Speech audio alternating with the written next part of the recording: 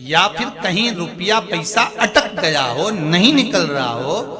किसी व्यक्ति से कोई काम करवाना है, वो काम नहीं कर रहा, कोई फाइल आगे नहीं बढ़ रही है, कोई कार्य अटक रहा है, तो एक जल के पात्र में जल भरकर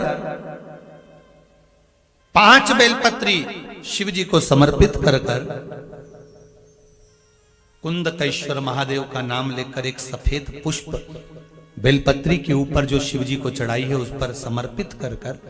जल जो लेकर गए हो, अपनी उस कामना को कर कि मेरा ये कार्य अटक रहा है, ये कार्य नहीं हो रहा, कुंदकेश्वर महादेव का नाम लेकर धीरे धीरे जल की धार चढ़ाइए। और एक बात हमेशा याद रखना, फिर निवेदन कर रहे हैं, अच्छे से समझ लेना, शंकर जी पर जब जल चढ़ता है, शिव जी का जब अभिषेक होता है, शंकर जी पर जब जल चढ़ाया जाता है, दूध चढ़ाओ, जल चढ़ाओ, कुछ भी चढ़ाओ, पर एक बात का स्मरण अपने जीवन में होना कि इतने ऊपर से मत चढ़ाना कि जल चढ़े और छींटे आपके ऊपर आए। बहुत ध्यान दीजिएगा।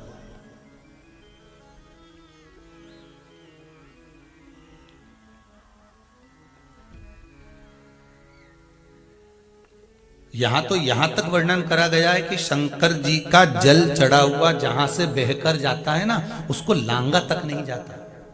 यहां लांगते हैं क्या? नहीं ना, परिक्रमा भी करेंगे तो वहीं से लौट कर वापिस इधर जाएंगे। शिव जी का जहां से जल बहकर जा रहा हो, चढ़ा हुआ जल जहां से बहकर जा रहा हो, उसको लांगा तक नहीं जाता। और कई लोग बड़े बड़े आनंद में शंकर जी पे इतनी ऊपर से जल चढ़ाएंगे तो वो छींटे पूरे अपने ऊपर आना चाहिए, शरीर पर आना चाहिए। नहीं नहीं, उसका दोष है महाराज, उसका दोष है।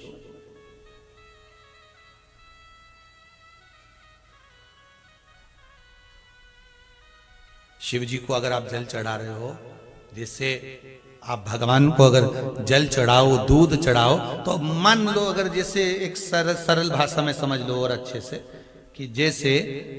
ये शिवलिंग है शंकर जी का, ये शिवलिंग है, और आप जल चढ़ा रहे हो तो इतनी ऊपर से छोड़ोगे तो पानी का छींटा तो अपने ऊपर आएगा, पर वही जल, वही दूध, वही सामग्री आप शिवलिंग से थोड़ी सी दूरी बनाकर अगर आप समर्पित करेंगे तो बाबा उसको स्वीकार भी करता है और आनंद की अनुभूति भी होती है, कार्य में सिद्धता भी आती है, कार्य में उसकी सिद्धता भी।